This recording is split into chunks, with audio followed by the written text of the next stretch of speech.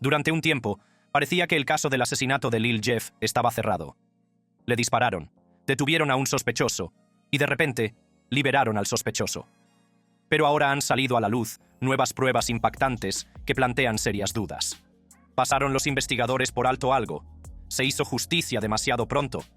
Justo cuando parecía que la verdad estaba clara, este giro está poniendo todo patas arriba. Y lo que viene a continuación podría cambiar la historia para siempre. Nuevas revelaciones sobre el asesino de Lil Jeff. Las calles de Chicago nunca duermen, y cuando un nombre tan destacado como el de Lil Jeff encuentra su final, Internet entra en un frenesí. Aunque los detalles que rodean su muerte están bien documentados, lo que más ha dado que hablar es quién apretó realmente el gatillo. El nombre que aparecía por todas partes era Trap City Rob, también conocido como iTrap Rob.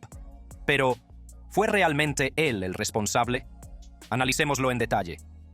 Una de las principales razones por las que la gente sospechaba de Trap City Rob era su conexión con el lugar donde Lil Jeff fue abatido a tiros.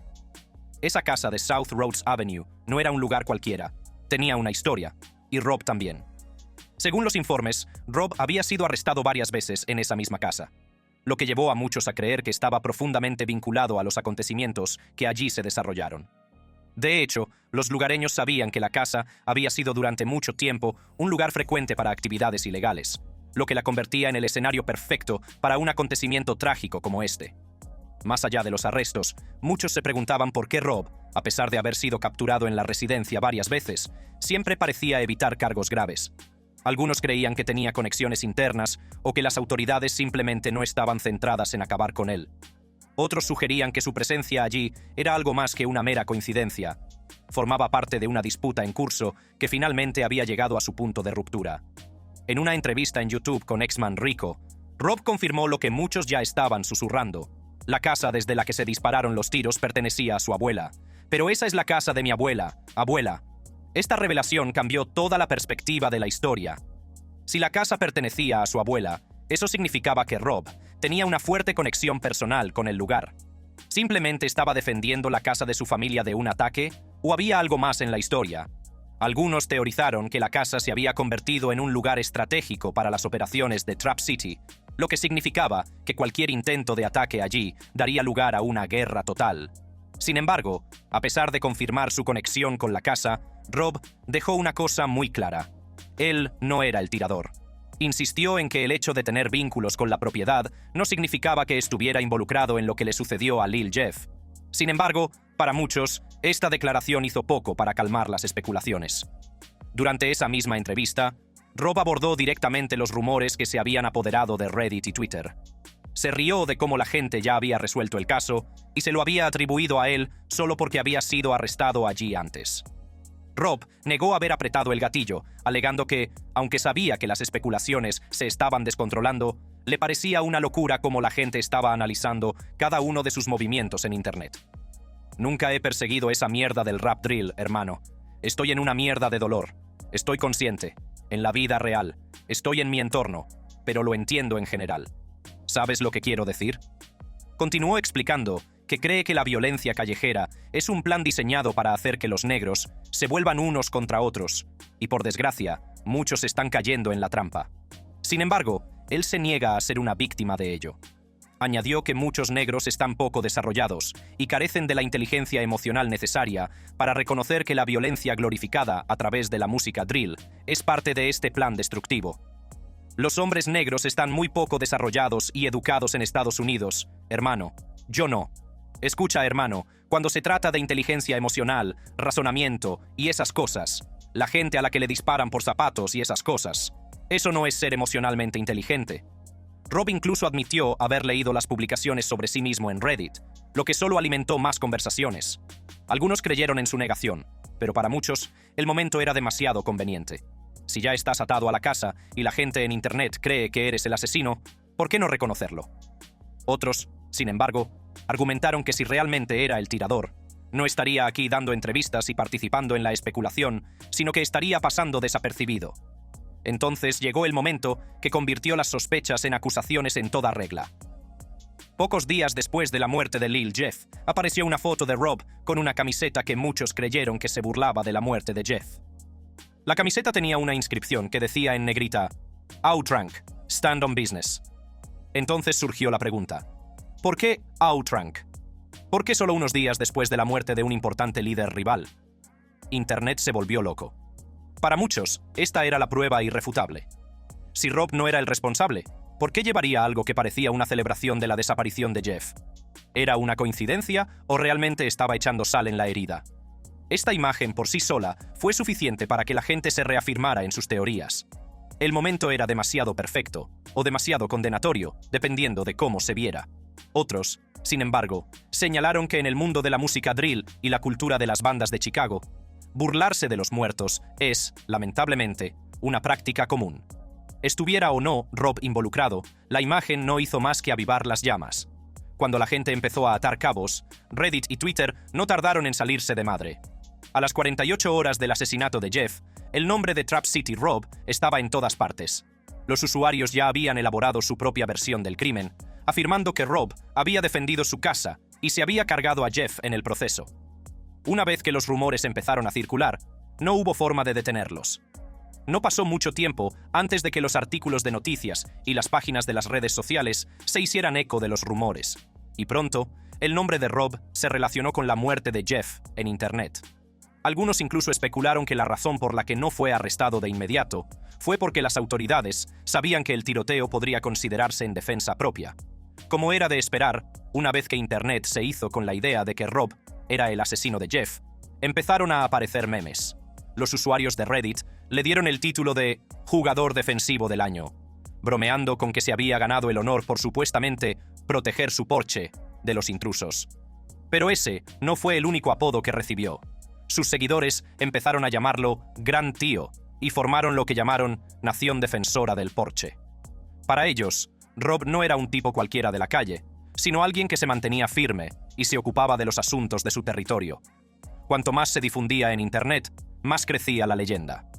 Aunque Rob nunca admitió nada, la percepción de él como el protector del Porsche ya había echado raíces. Mientras que algunos lo veían como una glorificación de la violencia, otros lo veían como otro ejemplo de cómo funciona la cultura callejera en Chicago. Pero si pensabas que las especulaciones se reducirían, estabas equivocado. Tan pronto como Rob se convirtió en el principal sospechoso a ojos de Internet, la gente empezó a rebuscar en su catálogo musical. Su canción de 2020, What a Feeling, empezó a acumular visitas de repente, ganando más de 10.000 reproducciones nuevas de la noche a la mañana, pasando de 24.000 a 34.000 visitas. La gente buscaba pistas, intentando encontrar letras que pudieran insinuar que él estaba involucrado en el asesinato de Jeff. La canción no tenía nada que ver con la situación, pero eso no importaba. Internet ya había decidido que Rob era quien había apretado el gatillo. Las especulaciones en torno a Rob llegaron a un punto de ebullición cuando las autoridades finalmente intervinieron y lo detuvieron para interrogarlo sobre el asesinato de Lil Jeff. Su arresto fue recibido con reacciones encontradas. Algunos lo vieron como justicia, mientras que otros creyeron que era solo un intento de acallar la protesta pública. Según se informa, las fuerzas del orden detuvieron a Rob basándose en afirmaciones en línea y testimonios de testigos, pero a medida que avanzaba la investigación, empezaron a surgir lagunas en el caso. Sin pruebas forenses sólidas que lo vincularan directamente con el tiroteo, y sin un motivo claro más allá de la especulación, Rob fue finalmente puesto en libertad sin cargos. La noticia de su liberación provocó otro frenesí en las redes sociales, y algunos lo calificaron como una prueba de su inocencia, mientras que otros seguían convencidos de que simplemente había vencido al sistema por falta de pruebas concretas. Justo cuando la gente pensaba que la historia no podía volverse más loca, Rob soltó otra bomba. Iba en serio con lo de meterse en política.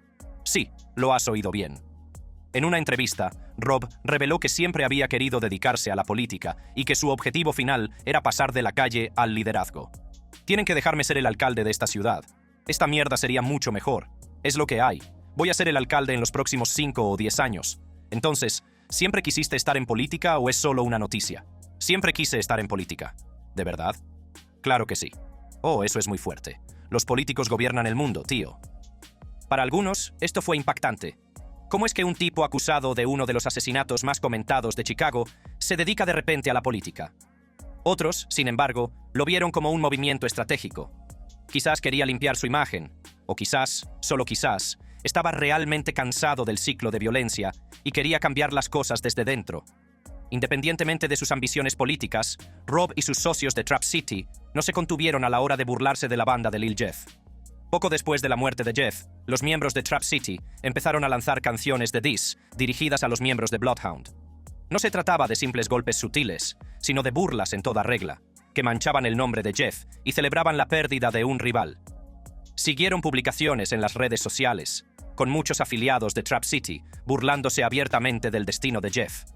La falta de respeto era real, y solo añadió más leña a una situación ya explosiva. Pillaron a Q50 deslizándose justo aquí, tío. Aquí es donde lo pillaron deslizándose. Brrr. Fuera Rob culpable o no, una cosa estaba clara. Las calles ya habían tomado una decisión sobre su papel en la muerte de Jeff.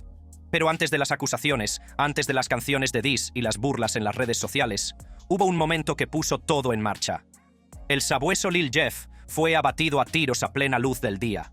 La muerte del sabueso. Lil Jeff Chicago estaba en estado de shock cuando se supo la noticia de la muerte de Lil Jeff. Un nombre que antes tenía peso en las calles, ahora era solo otra estadística. Pero este no fue solo otro tiroteo entre bandas. Fue algo mucho más grande. Su muerte conmocionó a la ciudad, iluminó las redes sociales, alimentó las conversaciones en las calles y dejó a la gente preguntándose cómo alguien tan temido podía ser eliminado tan brutalmente.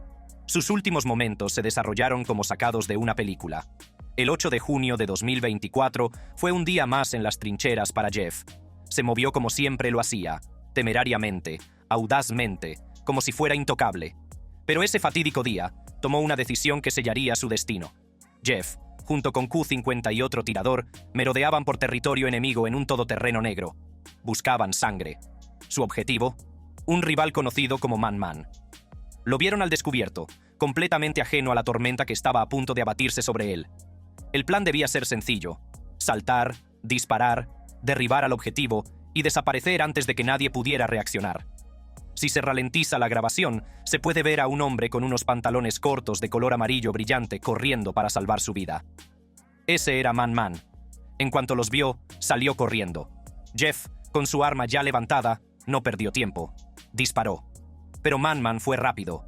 Se abrió paso por la calle, esquivando balas, tratando desesperadamente de escapar. Jeff no estaba dispuesto a dejarlo escapar. Lo persiguió. El hambre en sus ojos reflejaba la reputación que se había labrado a lo largo de los años.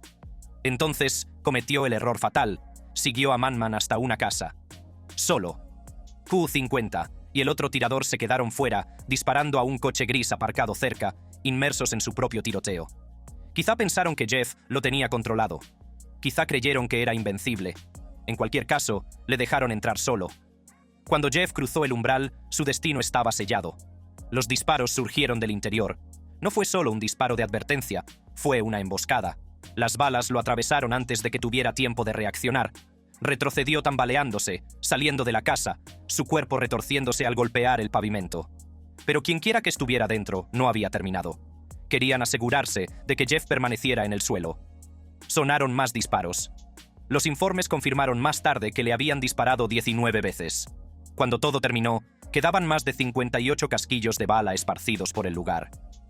Q50 y el otro tirador finalmente se dieron cuenta de lo que había sucedido. Vieron el cuerpo de Jeff arrugado en el suelo, con sangre acumulada debajo de él y con la respiración entrecortada. El instinto se apoderó de ellos. Intentaron correr hacia él para ponerlo a salvo, pero más disparos salieron volando desde el interior de la casa. No tenían otra opción: quedarse y morir o correr y vivir. Corrieron. La camioneta negra arrancó a toda velocidad, dejando a Jeff atrás, solo, sangrando, muriendo. La calle quedó inquietantemente en silencio cuando cesaron los disparos. El humo aún flotaba en el aire. Los vecinos se asomaban por las ventanas, demasiado asustados para salir, pero demasiado curiosos para apartar la mirada. Jeff había pasado años aterrorizando estas calles, y ahora las calles se lo habían devuelto. Sus compañeros de pandilla finalmente regresaron y lo llevaron al hospital. Pero fue inútil. Nadie sobrevive a 19 balas en el pecho. Cuando llegaron, ya estaba muerto. En cuanto la noticia llegó a Internet, explotó. Los blogs, la comunidad de foreros, toda la ciudad, todo el mundo hablaba de ello. El hecho de que se hubiera grabado con una cámara solo lo hizo más salvaje. La gente volvía a ver las imágenes una y otra vez, analizando cada detalle, discutiendo sobre lo que realmente había sucedido. Sus amigos más cercanos acudieron a las redes sociales, luchando por procesar la pérdida. Uno de los colaboradores más cercanos de Jeff, LilScum89, publicó un desgarrador homenaje en Instagram. «Te quiero, te veré muy pronto», escribió. «Maldita sea, esto no parece real». AMF Visuals, un director de vídeos musicales que había trabajado con Jeff, también le rindió homenaje. Publicó una foto de Jeff con un emoji de corazón roto, un mensaje discreto pero contundente. Pero no todo el mundo estaba de luto. Algunas personas lo vieron como el karma poniéndose al día. Uno de los comentarios más virales bajo el vídeo lo resumía: «La energía que emites siempre vuelve a ti». Otro añadía: «Intentar perseguir a alguien hasta su propia casa desde la calle es la mejor manera de acabar con él». No tardó mucho en que la gente empezara a comparar a Jeff con King Von. Ambos eran temidos en las calles. Ambos tenían cadáveres a sus nombres. Ambos tenían fama de despiadados. Y ambos murieron persiguiendo a sus enemigos. Pero ¿cuál era la diferencia? Von llevaba más tiempo en el juego. Jugaba de forma más inteligente. Pasó años sobreviviendo en las trincheras. Fue encarcelado por asesinato y aún así se las arregló para maniobrar en el juego. Jeff se movía demasiado rápido, demasiado imprudentemente. Y al final, eso lo alcanzó. Las conversaciones en torno a la muerte de Jeff no solo trataban del dolor, trataban de la lección que dejó atrás. Las calles lo habían convertido en una leyenda, pero las mismas calles lo habían eliminado. Era la prueba de que nadie es invencible. El 9 de junio de 2024, justo un día después del tiroteo, el dolor ya se había convertido en rumores de venganza. Q50, todavía conmocionado por los acontecimientos, insinuó represalias. El padre de Jeff publicó un mensaje críptico en Facebook. «Que se sepa, no le habéis cogido vosotros, él vino a por vosotros. Y lo que pasó, pasó. Pero la saga continúa. Despejad las calles». Era un mensaje escalofriante, una advertencia de que esto no había terminado. Luego llegó el 22 de junio de 2024, el funeral de Jeff. No fue solo una reunión para decir adiós. Fue una demostración de poder. Los afiliados de Bloodhound llenaron el lugar, presentando sus respetos, pero también enviando un mensaje. Jeff no solo fue recordado, fue honrado como un soldado caído. Lo llamaban La Parca, un nombre que le iba bien tanto en vida como en muerte. Las redes sociales se inundaron de fotos del funeral, pero una imagen destacó: la novia de Jeff dejando caer la letra I delante de su arreglo floral. Un homenaje silencioso que solo las calles entenderían. Incluso con todo el duelo, las bromas y la falta de respeto no cesaron. Trap City siguió troleando. Internet seguía riéndose. Porque en el mundo en el que vivía Jeff, la muerte no era el final. Era solo otro capítulo. Su nombre se añadió a la larga lista de figuras caídas del drill de Chicago. Algunos lo lloraron, otros se burlaron de él. Algunos se prepararon para la represalia que seguramente vendría. Pero una cosa estaba clara: las calles no olvidan y nunca perdonan. Hablando de las calles, desde muy joven, Jeff estuvo rodeado de un mundo que no le dio la oportunidad de tener una infancia normal. Las calles no esperaron a que creciera. Cuando tenía 12 años, empezaron a circular rumores de que había participado en el asesinato de Mal y Ma, de 18 años, de Cry Mob. Nunca se presentaron cargos oficiales, pero en las calles, las especulaciones a menudo hablaban más alto que cualquier veredicto judicial. Antes de esos rumores, Jeff había sido un niño apasionado por el baloncesto. Su hermano mayor, Jade Boogie, ya estaba viviendo la vida que pronto se convertiría en la realidad de Jeff. Siguió los mismos pasos y no tardó mucho en transformarse en algo irreconocible. Su hogar no lo protegió de esta vida. Su padre, que tenía vínculos con el bloque C068, no estaba por ningún lado. Su madre no era de las que lo sacaban de la calle. En cambio, alababa su nombre. En una historia viral de Instagram se la oyó decir: «Adelante, hijo, tu nombre suena en las calles». Dije: ¿es ese mi chico? Sus palabras no eran una advertencia, eran una aprobación. A los 14 años, Jeff sobrevivió a un ataque que cambió su forma de ver la vida. Esto es lo que dijo en una entrevista: «Me dispararon a la cuna cuando tenía unos 14 años. La bala pasó volando justo por delante de mi cara. Dispararon por la parte de atrás y por la de delante. Luego, volaron el coche y le prendieron fuego. Estaba destrozado, no voy a mentir». Ese momento lo cambió. Ya no estaba dispuesto a quedarse sentado y esperar. Se movía de forma diferente. Se comportaba sabiendo que cualquier día podría ser el último. El 16 de marzo de 2023 se convirtió en el día que marcó el resto de la vida de Jeff. Su primo, C-Money, estaba sentado en su coche en la calle 79 con Kimball cuando estallaron los disparos. El tirador disparó 29 veces. No había escapatoria. No fue un asesinato callejero más. Fue un acto de guerra. Seth Money no era solo sangre.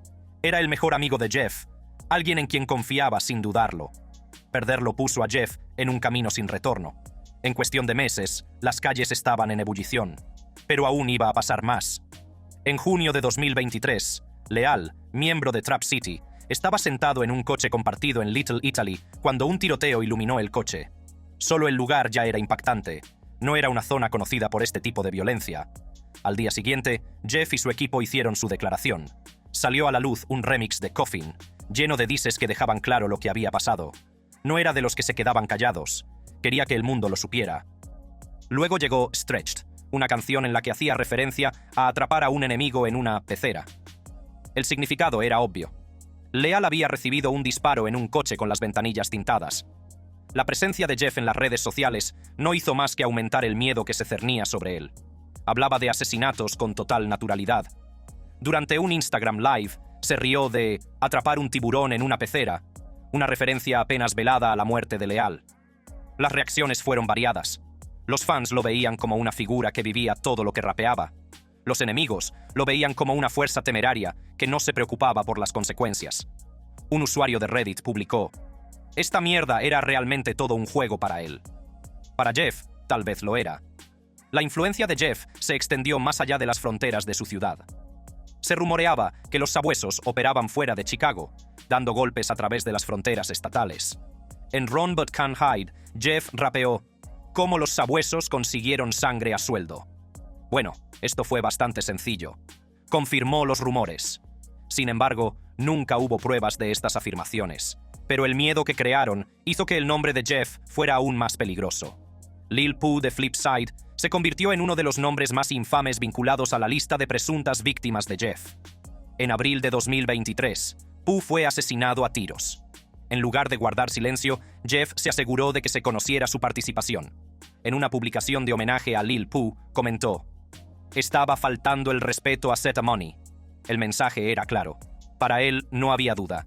Si hablabas de los muertos, te unías a ellos.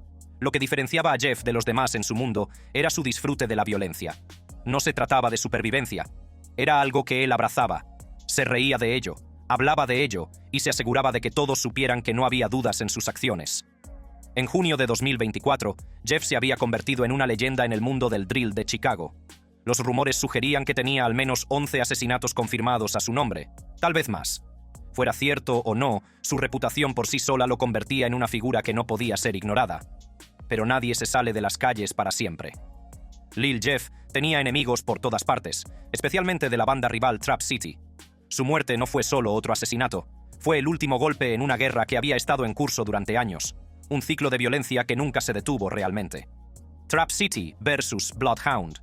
Trap City y Bloodhound fueron en su día inseparables. Se movían como uno solo, cuidándose las espaldas y construyendo un nombre que resonaba en las calles. Bajo el paraguas de Bloodhound 0679, se mantuvieron fuertes junto a Drill City, 400 East, MTV 079 y Chris World. Su unidad no era solo cuestión de supervivencia, sino de dominio. Juntos, controlaban el territorio, hacían música y mostraban su fuerza en número. Raperos como RB Tessie, Lil Cap, Ver y Muka apoyaron el movimiento, lanzando temas como On Fire para representar su alianza. Incluso figuras externas reconocieron el poder de su vínculo. La hermana de King Von, Kayla B, y el difunto Enchanting fueron vistos a menudo merodeando por Trap City, lo que demuestra que esto era más profundo que los lazos de una pandilla. Era familia. Pero incluso las familias más fuertes tienen grietas. Y en 2023, esas grietas se convirtieron en una guerra total. El 16 de marzo de 2023 fue la noche en que todo cambió. T-Money, también conocido como Z Nelson, era un respetado miembro de los Bloodhound y primo de Lil Jeff. Era más que un familiar, era el aliado más cercano de Jeff. Con el hermano mayor de Jeff, Boogie, encerrado, T-Money era quien le cubría las espaldas en todo momento. Aquella noche, T-Money estaba sentado en su coche en la 79 con Kimball, esperando mientras su colega entraba en una tintorería. Las calles estaban tranquilas, pero ese silencio no duró mucho. Un coche se detuvo junto a él y en cuestión de segundos, la noche estalló en disparos. 29 balas atravesaron el coche, dejando a Zeta Money sin posibilidad de escapar. Su colega intentó devolver el fuego, pero ya era demasiado tarde. Bloodhound había perdido a uno de los suyos, y las calles estaban hablando. Al principio, parecía otro ataque de una banda, pero pronto se corrió el rumor de que algo no estaba bien. La gente empezó a decir que no se trataba de un ataque al azar, sino de una trampa. ¿Y a quién se culpaba? A Trap City. Nadie sabía con certeza si los rumores eran ciertos, pero el daño ya estaba hecho. La confianza se había roto.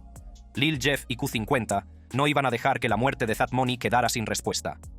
Se tatuaron su nombre en los párpados y dibujaron Z en los dedos que aprietan el gatillo. No era solo duelo, era una advertencia. Si había alguna posibilidad de arreglar las cosas, esa esperanza se destruyó cuando otro incidente llevó las tensiones al límite. En julio de 2024, los miembros de Trap City finalmente hablaron sobre por qué su vínculo con Bloodhound se había desmoronado. En una entrevista con X-Man Rico en YouTube, dejaron claros sus sentimientos. Saben lo que hicieron.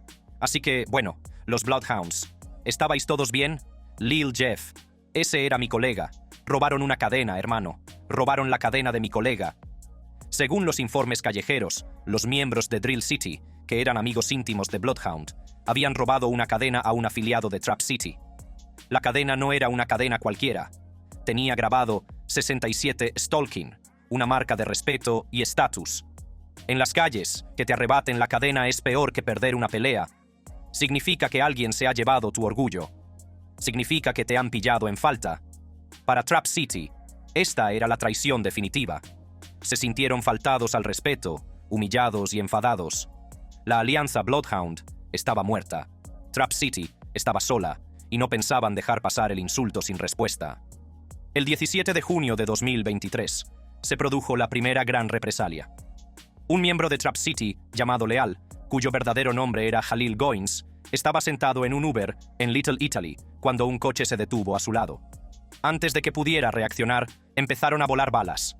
El conductor del Uber salió ileso, pero Leal no. Las calles señalaron a Lil Jeff con el dedo, y él no hizo mucho para negarlo. En lugar de pasar desapercibido, utilizó la situación como combustible para su música. Sus letras y publicaciones en las redes sociales dejaron claro que no se trataba solo de venganza. Esto era la guerra. 2 meses después, siguió otro éxito. El 31 de agosto de 2023, a plena luz del día, un miembro de Trap City, llamado Glendale, estaba parado en una gasolinera Clark, en Woodlawn. Un coche se acercó y estallaron los disparos. Glendale quedó gravemente herido, apenas aguantando. El mensaje era alto y claro. Bloodhound no iba a aflojar. Cada tiroteo añadía más presión. Cada ataque profundizaba la guerra. Luego, en enero de 2024, la violencia alcanzó su punto máximo. 2 hermanos de Nitty Block, Monterio Monty Williams y Robert Lil Rob Boston, fueron asesinados en un ataque coordinado a las afueras de la escuela secundaria Innovations High School en el centro de Chicago. Este asesinato fue diferente a los demás. No fue un tiroteo rápido desde un coche o al azar. Fue planeado. Monty y Lil Rob eran presuntamente responsables de robar las joyas de Lil Jeff. Si eso era cierto, Bloodhound no iba a dejar que se salieran con la suya. El ataque ocurrió a plena luz del día. 2 coches se detuvieron, varios hombres armados saltaron y empezaron a disparar. Monty y Lil Rob no tuvieron ninguna oportunidad. En cuestión de segundos, ambos estaban en el suelo, sin vida. El subjefe de policía de Chicago, John, se refirió más tarde al ataque. Un grupo de individuos salió de dichos vehículos, disparó varias veces e hirió a 2 de los estudiantes adolescentes del Instituto Innovations. La ciudad estaba conmocionada. No se trataba de un tiroteo entre bandas en un callejón oculto. Era una ejecución a las puertas de un instituto. La guerra se había descontrolado oficialmente. Después de que Monty y Lil Rob fueran asesinados, una pregunta empezó a extenderse por todas partes. ¿Cómo es que no han arrestado a Lil Jeff? Quiero decir, todo el mundo ya sabe que él lo hizo, así que, ¿por qué no lo han arrestado? Algunas personas creían que las fuerzas del orden estaban esperando. En lugar de apresurarse, estaban dejando que Jeff cavara su propia tumba. Un comentario lo resumió. Incluso si no hubiera muerto, lo habrían arrestado en cuestión de semanas. Este tipo no era un verdadero asesino. No pudo evitar delatarse a sí mismo. Otros pensaban que se había vuelto demasiado imprudente. Demasiados enemigos, demasiadas habladurías y una falsa sensación de invencibilidad. La guerra entre Trap City y Bloodhound comenzó con lealtad, pero se había convertido en algo mucho más oscuro. Los cadáveres seguían apilándose y la ciudad sabía que no había terminado. Se avecinaban represalias. Otro movimiento ya estaba en marcha. Se estaba escribiendo otro capítulo. En Chicago, cuando la sangre comienza a derramarse, no se detiene hasta que no queda nadie para apretar el gatillo. Gracias por vernos. Si te ha gustado este vídeo, haz clic en uno de los recuadros que aparecen en la pantalla para ver más contenido similar.